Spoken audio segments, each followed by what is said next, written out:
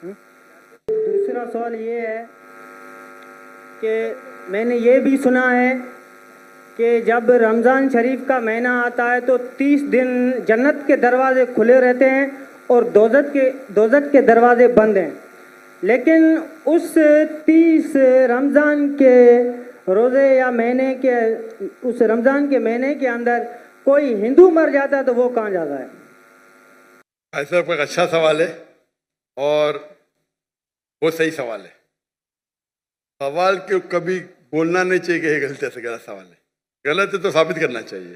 भाई साहब कई सवाल है और ये कोट कर रहे हैं हदीस की, और कई हदीस है अल्लाह के रसूल की, बुखारी में और बाकी हदीस कि रमज़ान में अल्लाह सुब्हानहू व तआला जन्नत के दरवाजे खोलता है और दोज़ख के दरवाजे बंद होते हैं।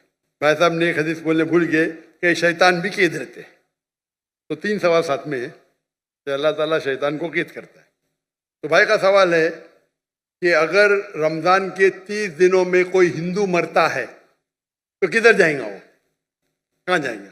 कोई सवाल पूछता है कि अगर शैतान इस चेंड मतलब कड़ी, हथकड़ी तो नहीं बोल सकते, कड़ी चेन, शैतान चेन से बंधा हुआ रहता है।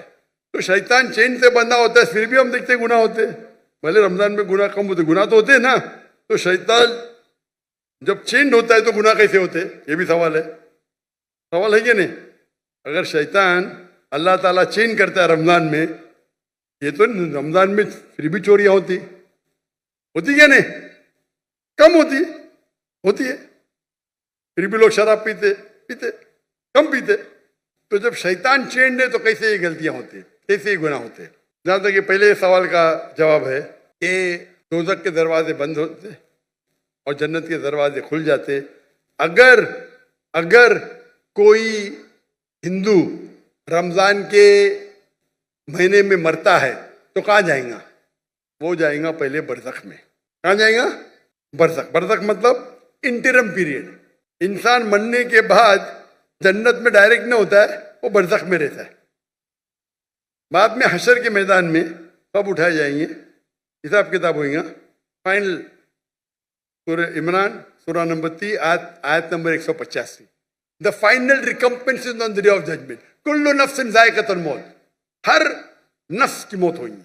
आखिरी हिसाब किताब होगा फाइनल, कभी? On the day of judgement, क़यामत के दिन पे।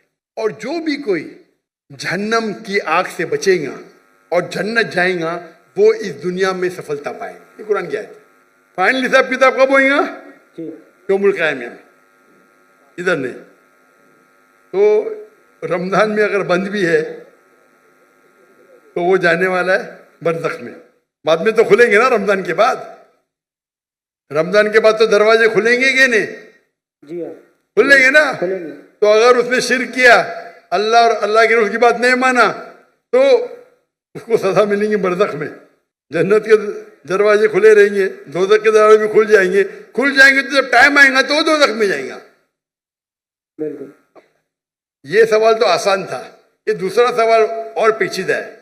अगर शैतान चेंड है तो गलतियां कैसे होते, फिर भी गुनाह होते कम होते।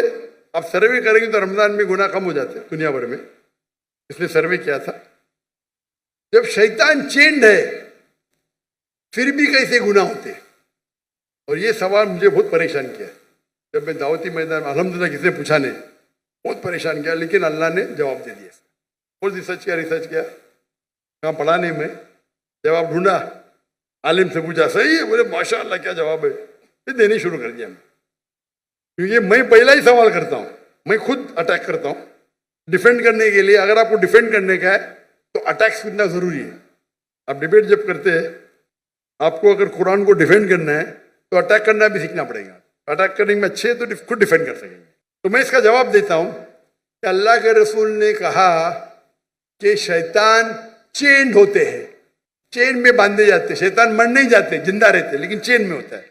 मैं मिसाल के तौर पे एक शेर है, शेर बब्बर, वो चेन के अंदर है और चेन है 10 फीट लंबी, और आप दूर खड़े तो आपको पता है चेन एकदम मजबूत है, तो आप डरेंगे नहीं, बराबर के नहीं डरेंगे ना।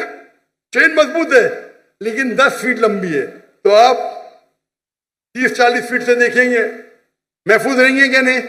अगर शेर बब्बर या शेर जी चेन है और 10 फीट लंबी चेन है, जी हाँ। आप 30 फीट से दूर है, चेन मजबूत है, आप महफूज रहेंगे क्या नहीं? जरूर खौफ तो होगा। डरपोक रहेंगे तो खौफ रहेगा ना, जी बराबर क्या नहीं? ऐसा तो शेर के बिना भी आपको खौफ आ सकता है भाई, कुत्ते को देख के भाग जाएंगे आप, बिल्ली को देख के भागेंगे। लेकिन अगर आप 30 फीट दूर है तो आप महफूज है क्या नहीं? हाँ क्या नहीं? हाँ क्या नहीं? बिल्कुल बिल्कुल बिल्कुल बिल्कुल। अब याद, लेकिन अगर आप शेर के करीब जाएंगे तो क्या होगा? खाएगा। हाँ, तो अल्लाह के रसूल जब कहते हैं कि रमजान में शैतान चेंड है, उसका मतलब आप शैतान के करीब मत जाओ। आप रमजान में बोलेंगे नहीं मैं जुए के अड्डे में जाऊंगा, रमजान है मैं शराब के अड्डे पे जाऊंगा, तो आप शराब पीएंगे, तो गलती किसकी? हमारी, आपकी।